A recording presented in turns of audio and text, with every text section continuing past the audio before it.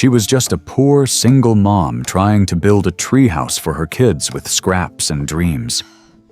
But what she found hidden beneath the floor changed everything. A secret room worth $145 million.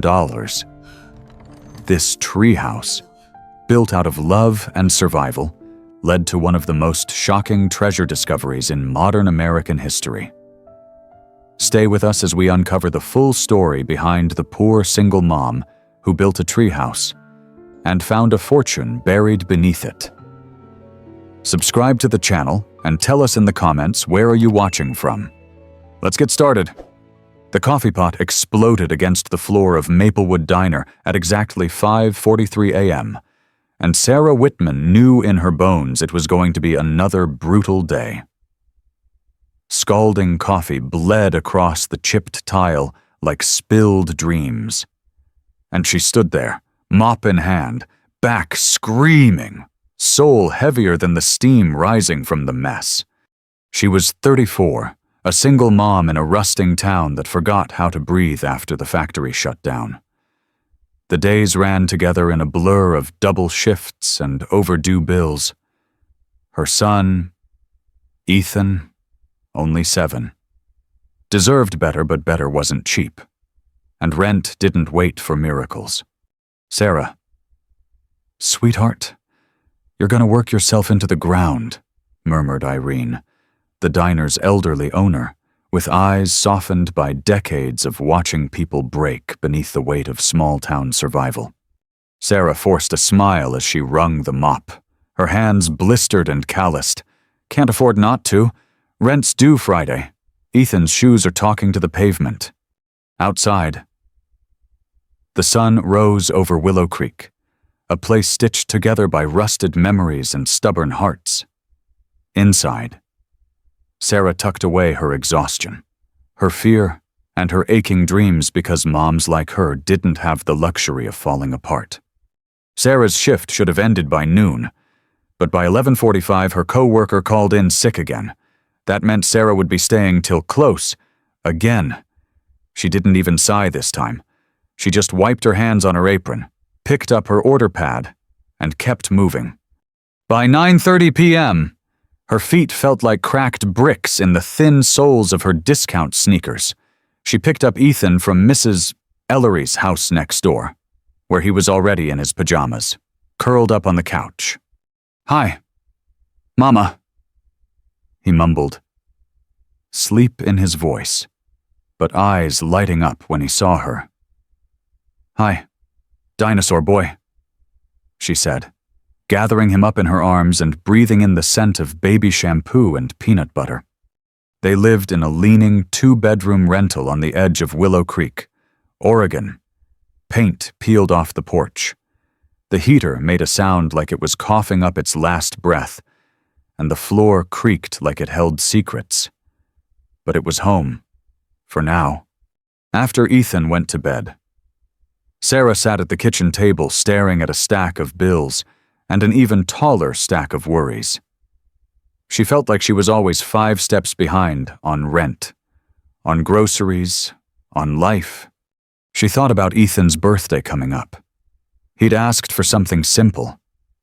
"A treehouse," he said with that gap-toothed grin. "One I can read in when it rains. Like a fort. But in the trees." She'd smiled. "We'll see, baby." But the guilt settled like a stone in her chest.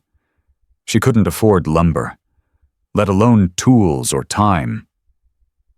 Then again, she had something most people in town didn't, the land behind the house.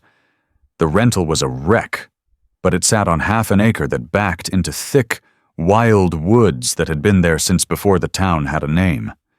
That weekend, Sarah grabbed a crowbar and wandered through the trees, hoping to find scrap wood or inspiration or both.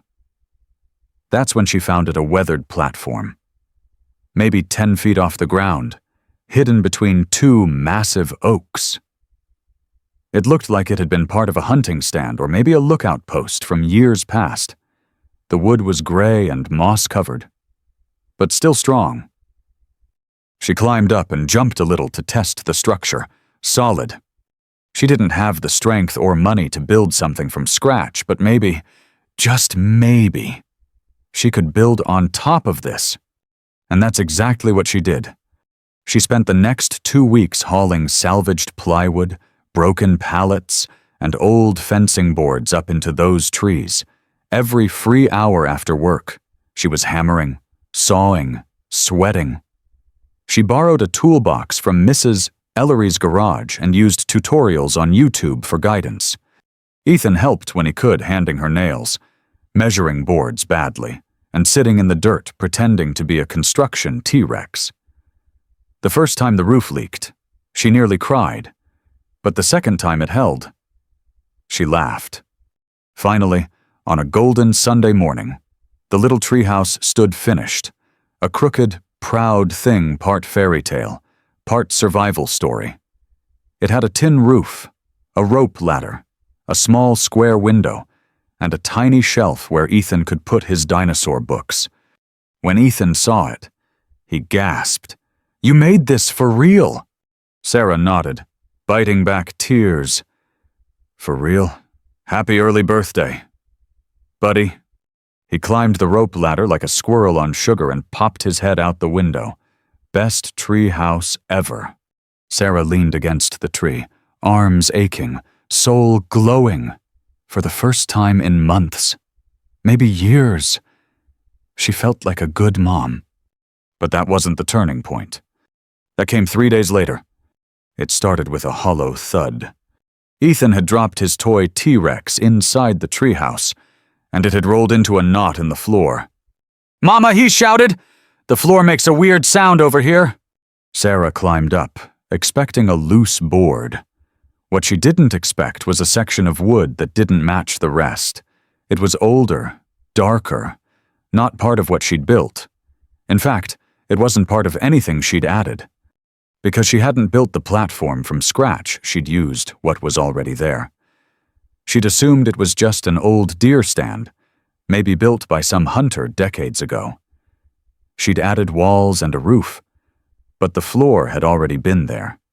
Now she could see one board that looked different. She knelt, ran her fingers over it, and tapped. Hollow. Her heart jumped. She grabbed the crowbar, slipped it under the edge, and gave it a careful tug. The board lifted. Beneath it was a wooden hatch. Rough-hewn, but intact.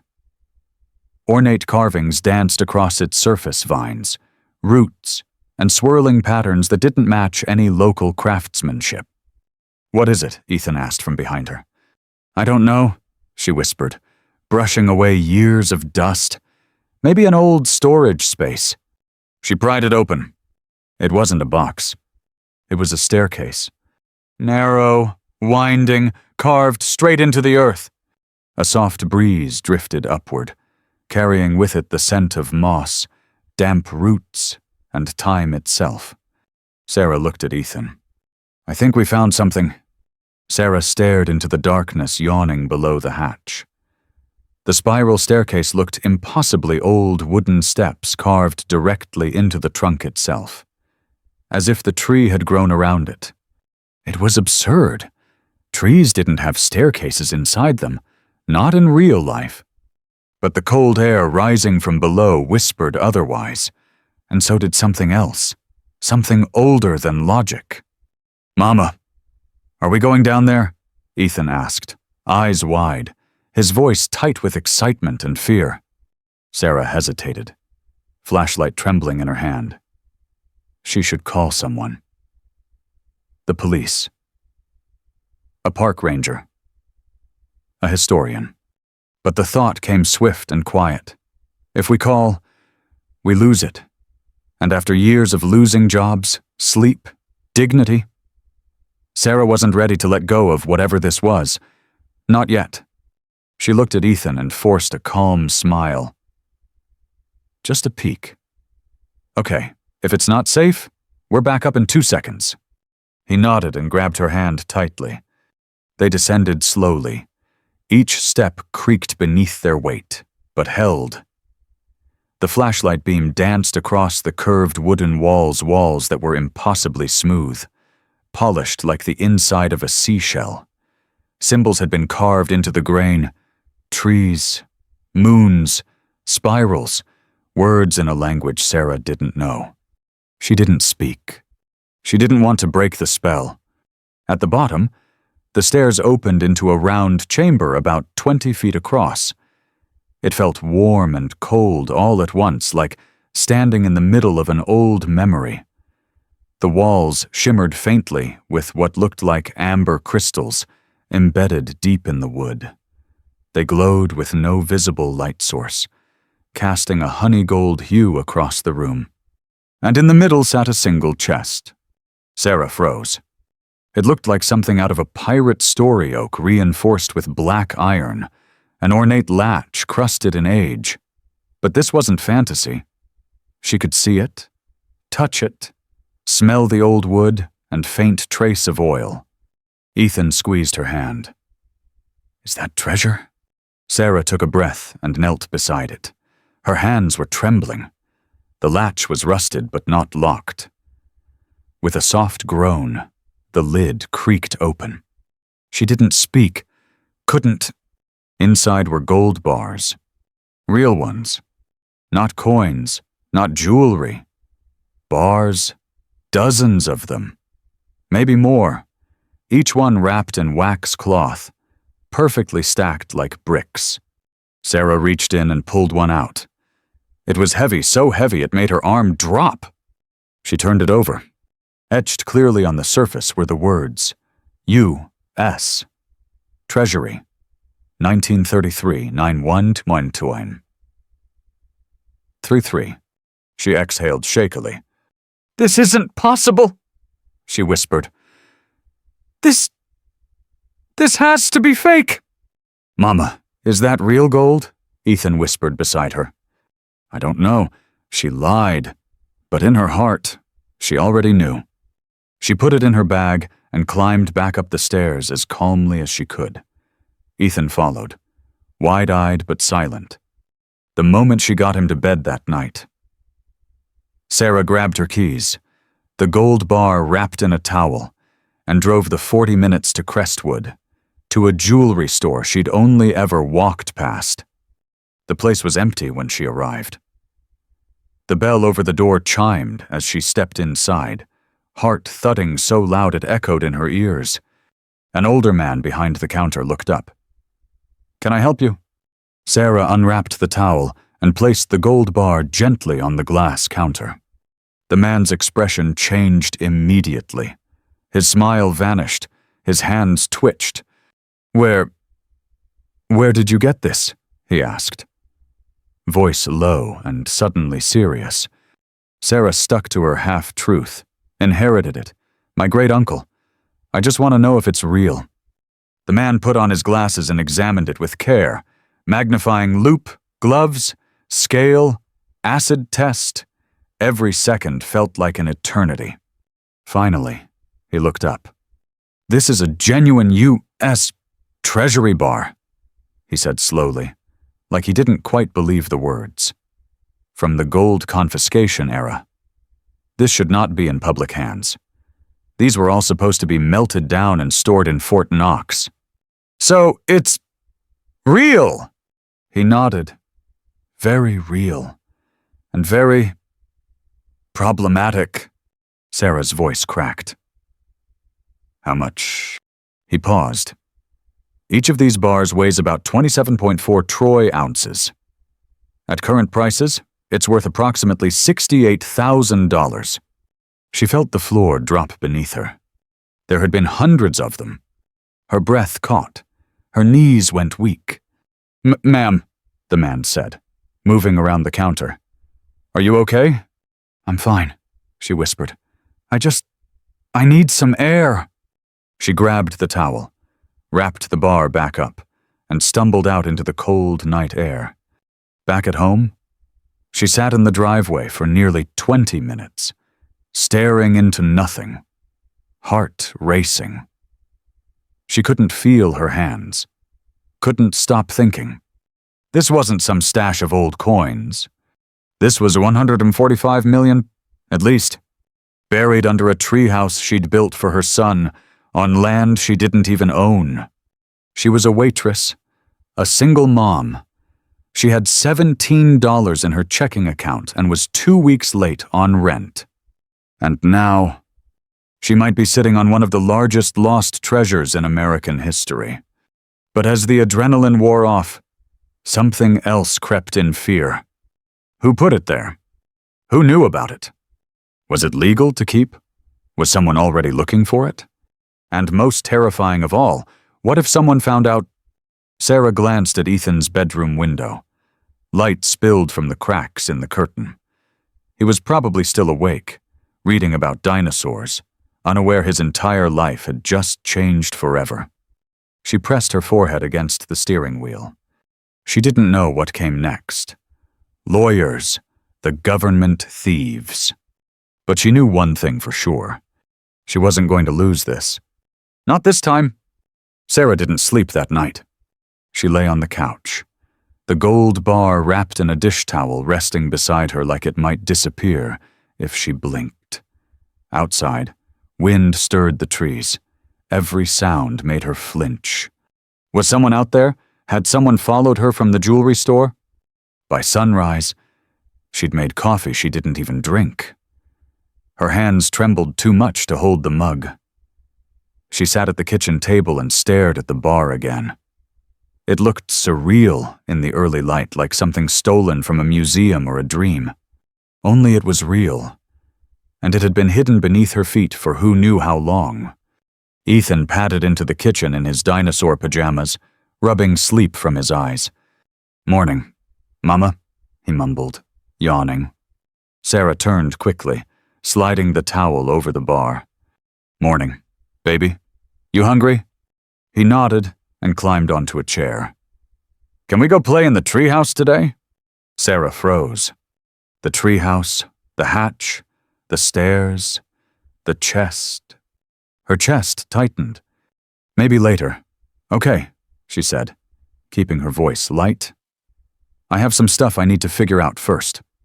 By mid-morning, Sarah had called in sick for the first time in 2 years.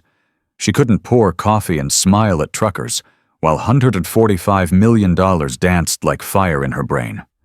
She locked the gold bar in a toolbox under the bed and pulled out her laptop. The internet in Willow Creek was slow, but it worked. She started researching.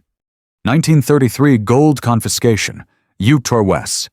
Treasury bars, Executive Order 6102, Fort Knox. Missing gold. Her stomach turned as she read. In 1933, during the Great Depression, President Roosevelt signed Executive Order 6102, requiring all citizens to surrender their privately held gold to the Federal Reserve. Noncompliance was a federal crime. The government melted down most of the gold into bars and stored it in Fort Knox. But not all of it made it there. Some was lost, stolen, hidden. There were stories, urban legends, mostly of missing treasury gold that had never been recovered. Her mind raced. Could this be part of that? Who hid it and why under a tree in Oregon? And then, just as she was typing how to legally claim found gold, her phone buzzed. Unknown number. She let it go to voicemail. Then came a second call, different number. She stared at the screen, heart pounding. Then a third. She picked it up. "Hello?" Silence. "Then Mrs. Whitman." The voice was smooth, polite. Too polite. "Yes. Who is this?" "My name is Daniel Price. I represent a firm that specializes in historical asset recovery. We've recently become aware of a property of interest near Willow Creek. We believe it may have connections to a federal investigation dating back nearly a century." Sarah felt her breath catch. "What does that have to do with me?" A pause. "We'd like to meet, discuss some possibilities. We think you may have found something valuable, possibly dangerous." Click. The line went dead. That afternoon, Sarah drove into town. She didn't go to work, didn't go to the library. She parked in front of the hardware store, pulled up a hoodie, and walked 2 blocks to the only place in Willow Creek that didn't ask questions: Old Man Delaney's gun shop. She bought a small lockbox, 2 padlocks, a motion sensor light, and a stun gun. Then she went to the diner, clocked out permanently, and quit. "I'm sorry," she told Irene, her boss. "I have to take care of my son." Irene looked at her, saw the shake in her hands, and simply nodded. "You do what you have to do, sweetheart." That night, Sarah returned to the treehouse. She made sure Ethan was asleep, tucked in tight, with Mrs. Ellery keeping an ear out next door. Then she climbed the ladder with a backpack on her shoulders and a crowbar in her hand. This time, she brought a lantern. The hatch opened just as it had before, creaking like a secret no one had whispered in decades. The cool air rushed up to greet her like a memory. Sarah descended the spiral staircase alone. The amber-lit chamber was exactly as she remembered it. But now she looked closer, at the walls, the carvings, the tiny notches and markings in the wood. Someone had built this with purpose. This wasn't a hiding spot. This was a vault. She circled the room, touched the walls. One panel near the base of the trunk looked different. She pressed it. It clicked. A second panel popped open, revealing a passage. Sarah's heart leapt into her throat. "There's more." She crawled through the tight tunnel, heart hammering in her ears, until it opened into a second chamber, smaller, darker, but no less impressive.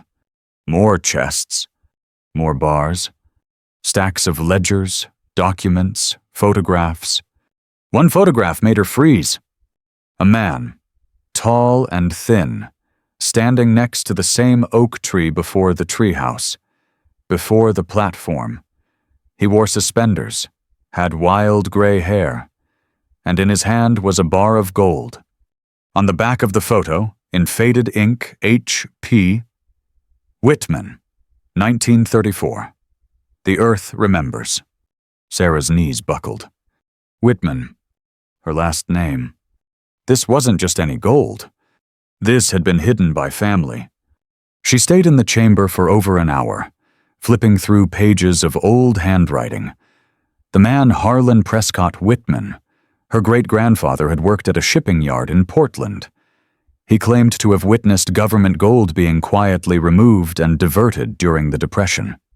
He didn't steal it for greed. He stole it because he believed it had been stolen from the people first. And he'd spent decades building this place, this root vault deep beneath his land. His journals spoke of legacy, of balance, of a warning. Gold corrupts. Let it sleep until someone with a clean heart awakens it. If they come with blood in their hands, the earth will remember. Sarah left the vault that night changed. This wasn't just about money anymore. This was about justice, about legacy, about protecting what was hidden and why. The next morning, she bought new locks for the treehouse, set up motion sensors, dug up the property records, learned that the woods behind her rental, no one actually owned them. The deeds were lost in the 1950s. It was no man's land, and she intended to keep it that way. She sat on the porch, watching Ethan play with toy dinosaurs in the mud, and realized something. She wasn't scared anymore. Not of bills, not of strangers, not even of that phone call. Because this gold didn't belong to the government. And it sure as hell didn't belong to anyone trying to scare her into giving it up. This gold had been waiting for her. And now that it was found, she would decide what to do with it.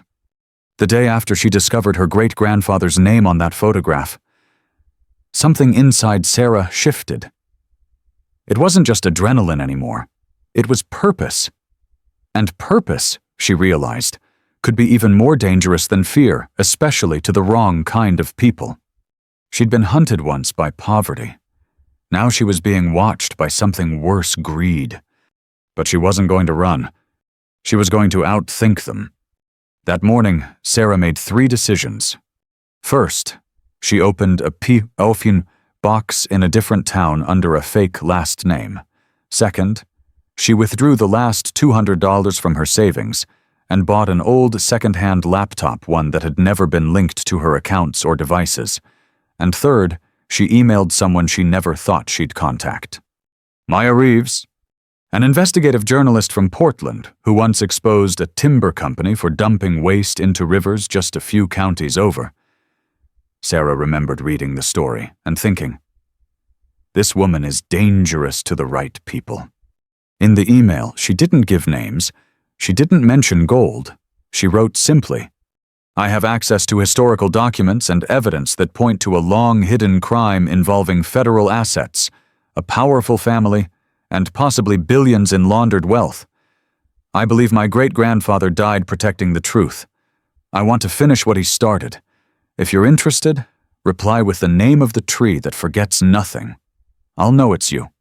She waited. And 3 hours later, the reply came. The oak, always the oak. They arranged to meet in a roadside cafe in Crestwood.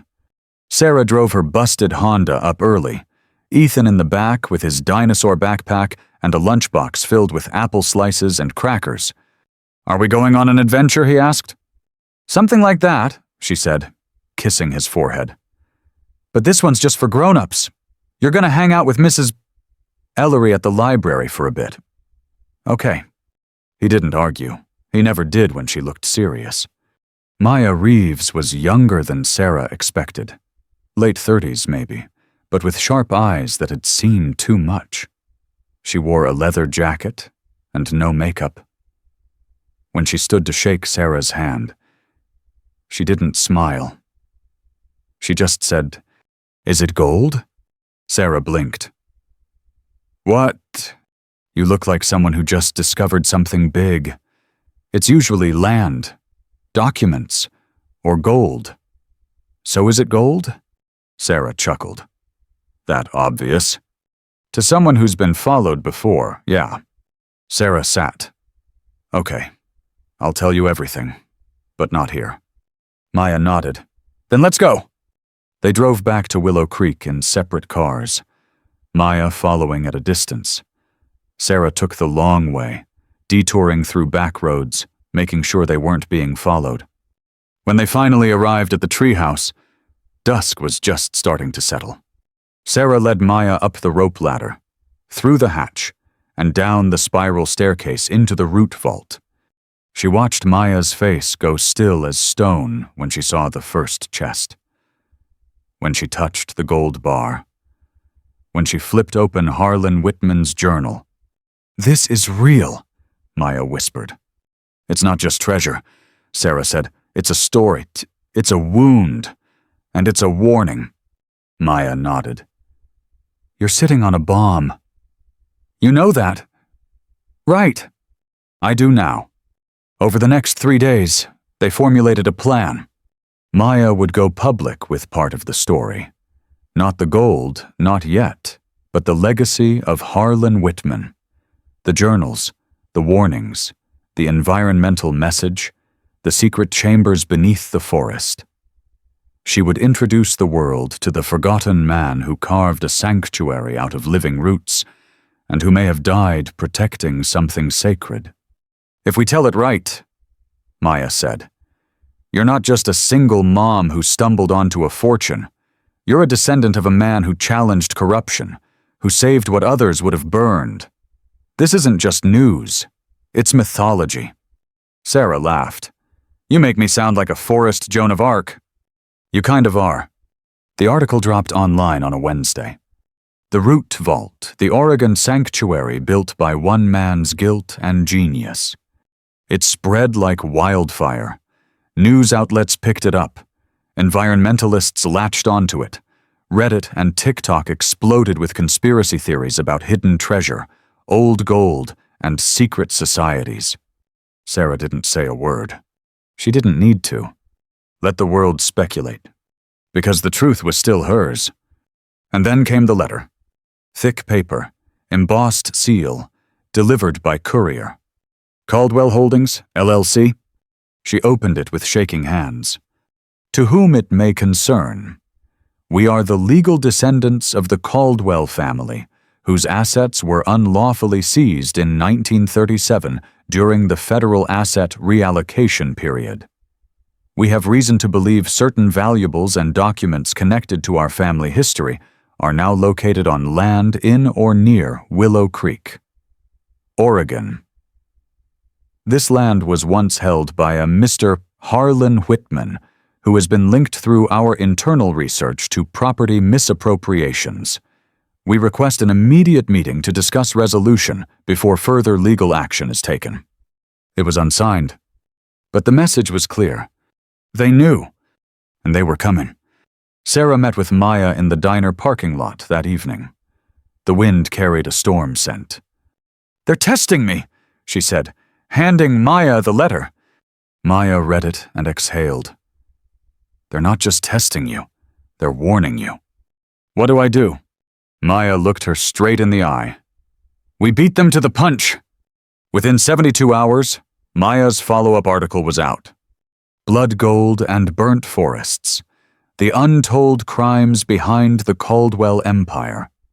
This time, she included excerpts from the ledgers found in the second chamber showing payroll fraud, illegal land grabs, and bribes to government officials in the 1930s and 40s. Nothing about the gold yet, but it was enough to get whispers going. The media storm exploded. Journalists descended on Willow Creek. Caldwell Holdings released a vague statement denying baseless rumors. But Sarah knew better. They were cornered. And when cornered, rich people didn't get humble. They got dangerous. 1 week later, a black SUV parked across from her house. It didn't move. The next night, the motion sensor at the treehouse went off. And then, around 2 a.m., the hatch was found slightly ajar. Someone had been inside. But Sarah was ready. She and Maya had already moved the gold carefully, quietly. One bar at a time into a newly sealed chamber she and Ethan had discovered, deeper underground, hidden behind a false root wall. She left one chest in the main room, empty. A trap! Because they weren't just protecting treasure anymore. They were protecting a truth, a legacy. And Sarah Whitman, former waitress, mother of one, broke and tired and terrified, was done playing defense. She was going to finish what her great-grandfather started, no matter the cost. The knock came just after midnight. 3 sharp raps on the back door. Not the front, not the porch. The back, the one that led directly to the woods. Sarah froze in the hallway, her body going cold. Ethan was asleep, curled in his blanket fort in the living room. She'd let him stay up late watching documentaries about dinosaurs and fallen stars, pretending that nothing in their lives was different, that she wasn't being hunted, that no one knew what lay beneath their tree. But they knew, and now they'd come. She picked up the stun gun from the kitchen drawer and eased toward the door, heart pounding. She peeked through the curtain. A man in a charcoal suit stood just beyond the light, mid-50s, polished, calm in the way dangerous people were. Behind him, another figure paced taller, heavier, agitated. Their car wasn't visible, but Sarah could hear the faint hum of an engine parked somewhere up the trail. She didn't open the door. The man leaned forward just enough for his voice to carry through the wood. "Ms. Whitman, you've been very clever, very resourceful, but it's time to stop playing hero." Sarah said nothing. He continued, "You've read the ledgers. You know who we are, and you know what that gold really is. It doesn't belong to your family. It never did." She stepped back, her hand gripping the edge of the counter for balance. The man's voice softened, almost sympathetic. "You're a single mother, Ms. Whitman. Raising a child alone is hard, exhausting. You've sacrificed. We understand that. So, let's help each other. You tell us where it is. We make you disappear in a good way. A new life, new name. $10 million wired to an account in Switzerland." A pause. "You walk away. No one gets hurt." Her throat tightened. She could feel the tears rising, the temptation, the weariness. But then she looked at Ethan, sleeping soundly, his little hand still wrapped around his favorite stuffed triceratops. And she remembered. This wasn't about money anymore. This was about what she would leave behind. Sarah took a breath, walked to the hallway, and flipped the switch that cut power to the exterior lights. The men outside disappeared into darkness. No answer, no sound. She waited. After 5 minutes, they were gone. But she knew this was only the beginning. The next morning, Sarah drove Ethan to the edge of town, where Maya was waiting with a packed bag and a rental car. "Are you sure you're ready for this?" Maya asked. Sarah didn't blink. "No, but I'm doing it anyway." They hugged tightly. Then Maya drove Ethan out of state to stay with a trusted friend in Bend, somewhere safe, somewhere quiet. He looked out the back window as they pulled away, his face pale and confused. Sarah stood in the dirt driveway, waving until she couldn't see him anymore. And then she turned back toward the woods, toward the treehouse, toward the gold. Alone now, but not afraid. Over the next 2 weeks, Sarah became someone else. Not in name, but in fire. She wired cameras to the trees. She buried trail spikes on the main paths. She covered the hatch with a fresh layer of timber, stained to match the grain. She rerouted the spiral staircase through a side shaft she'd found hidden in a rotting maple. She set traps. Real ones. The kind that left bruises and warnings. And she studied every ledger, every journal, every letter Harlan ever wrote. She learned the history of the Caldwell family, how they'd built their empire on forced labor, land fraud, environmental destruction, how they'd bribed senators and buried evidence, how they'd created shell companies to erase their origins, and how Harlan had watched it all. Then stolen from them not just the gold, but the truth. That was the real treasure. Not metal, but proof. Then, one night, Sarah returned to the hidden vault and opened the chest she hadn't dared open yet. It was smaller, older, carved with different symbols, symbols she now understood thanks to Harlan's notes. Earth, justice, return. Inside was a single envelope. On it, in fading ink for the one who chooses legacy over riches. Her hands trembled as she opened it. Inside was a map. A third chamber, one she hadn't found yet. A chamber marked with a single word, restoration. It took her 4 days to find the entrance. It was buried beneath a fallen pine, sealed behind a wall of roots that only parted when she pressed the wooden spiral symbol carved into a nearby stone. Inside was not more gold, but evidence. Newspapers, names, transaction records, audio recordings, black and white photographs, everything Harlan had ever gathered against the Caldwells kept secret for decades. Names of powerful men, some still alive, many with heirs in high places. At the back of the chamber was a single bench. And a note. "If you've found this, you've already made the choice. I couldn't. I held on to the truth out of fear. But maybe you'll have the courage to use it." Sarah sat on that bench for a long time, holding the note like it was a final goodbye. Then she packed the evidence and called Maya. They didn't go to the police. They went to every journalist Maya trusted, every legal contact she'd cultivated over 10 years of exposing corruption. They released everything, all at once. In a coordinated strike of truth, the articles hit the front page of every major outlet. The documents were archived online. The audio recordings went viral. Anonymous whistleblower accounts exploded. The Caldwell name was dragged into the light. Within days, the FBI announced a reopened investigation into historical financial crimes. Senators demanded inquiries. Investors pulled out of Caldwell subsidiaries. Their lawyers tried to spin the story, but it was too late. The world was watching. And Sarah Whitman, she said nothing. No interviews, no press conferences. She went home. To Ethan. To the cracked porch, the creaking floors, and the treehouse that had started it all. A week later, Ethan climbed into her lap and asked, "Mama, are we still poor?" She smiled through tears and kissed his head. "No, baby, not anymore, but not because we have money." "Then why?" "Because now we have a voice, a truth, and no one can take that from us." The sky over Willow Creek turned gold in early spring. After months of storm clouds, literal and figurative things had finally started to settle. But it wasn't peace that Sarah felt. Not quite. It was clarity. And with clarity came responsibility. She had every reason to vanish.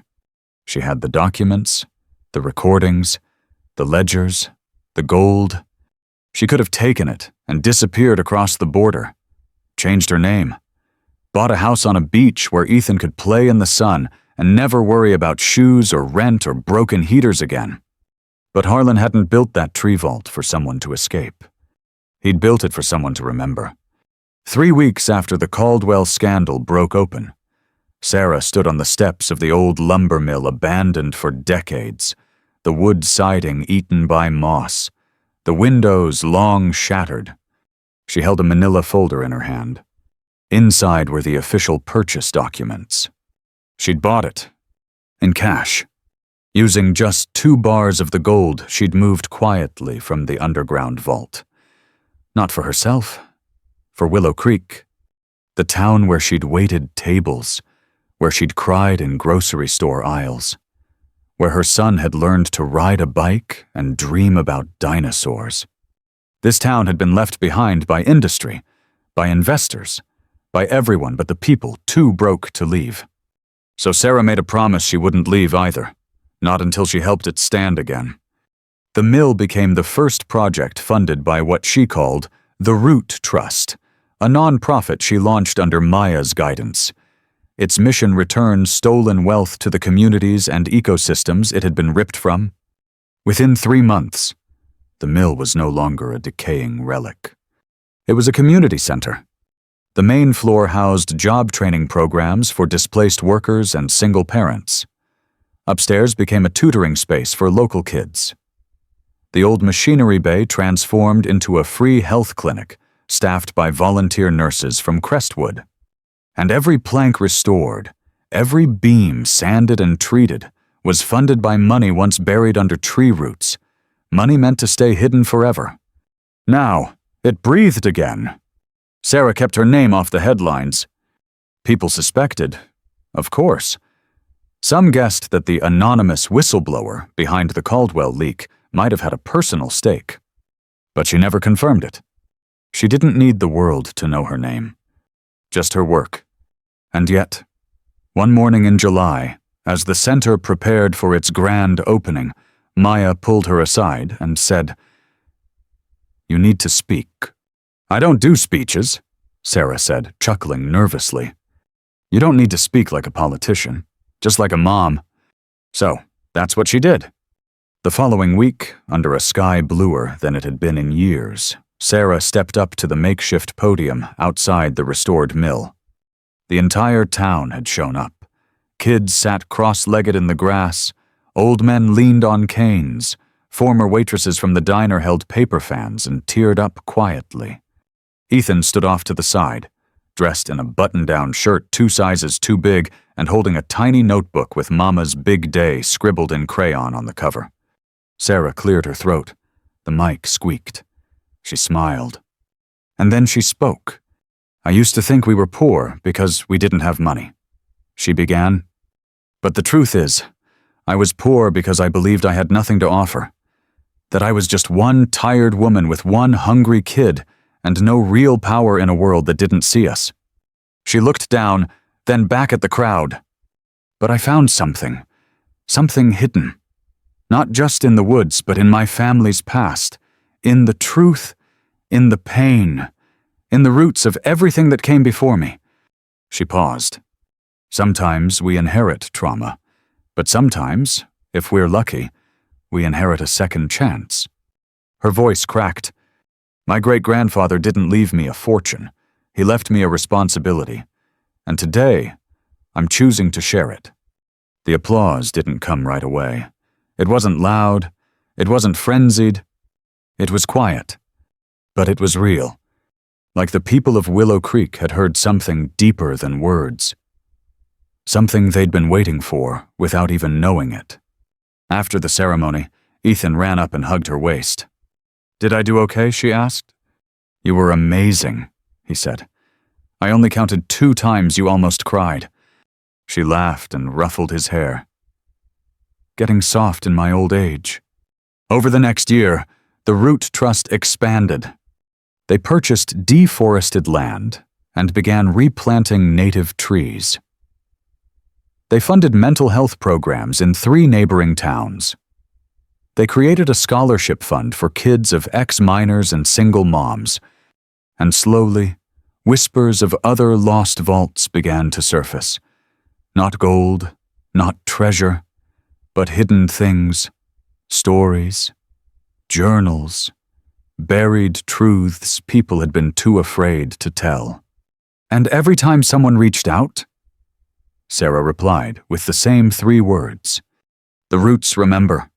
One evening, near the anniversary of the treehouse discovery, Sarah and Ethan returned to the spot. The house still stood, stronger than ever, reinforced, preserved. It wasn't just a playhouse anymore. It was a memorial. Inside, on the wall, was a small bronze plaque. Built with love. Rebuilt with legacy. For every single mother who thought she couldn't, and every child who made her believe she could. Ethan climbed up first and turned on the lantern they'd mounted inside. Then he looked at her. Do you think there's more down there? Sarah smiled softly. Maybe, but what we've already found, that's more than enough. Later. As the stars blinked awake above the trees, Sarah sat alone at the base of the oak and looked up through the branches. She thought about the spiral staircase, the amber lights, the gold she could have hoarded, the fear she could have obeyed. But instead, she'd planted something else. Hope. She could feel it now growing like roots in dark soil, reaching deeper than gold ever could. And this time, she wasn't just surviving. She was becoming. As dusk settled over the trees of Willow Creek, Sarah Whitman didn't look down at the gold she'd uncovered. She looked up at the treehouse she built with blistered hands, at the legacy carved into living roots, and at the son who would one day understand just how deep love can grow. She didn't just unearth a fortune. She uncovered a story meant to be shared with every single mom who's ever been told she's not enough, every kid growing up with nothing but imagination, and every person who's ever buried their strength to survive. The struggling waitress became a guardian of truth. The tired mother became a builder of futures. And the woman who once cried in silence now stood tall, not because of what she found, but because of what she chose to do with it. Because for Sarah and for those who follow, what's buried doesn't stay lost forever. Sometimes, it becomes the roots of something unstoppable. The end. Up next, 2 more stories that will restore your faith in ordinary heroes. Click to keep watching, and don't forget to subscribe if you believe legacies are built by those who never give up.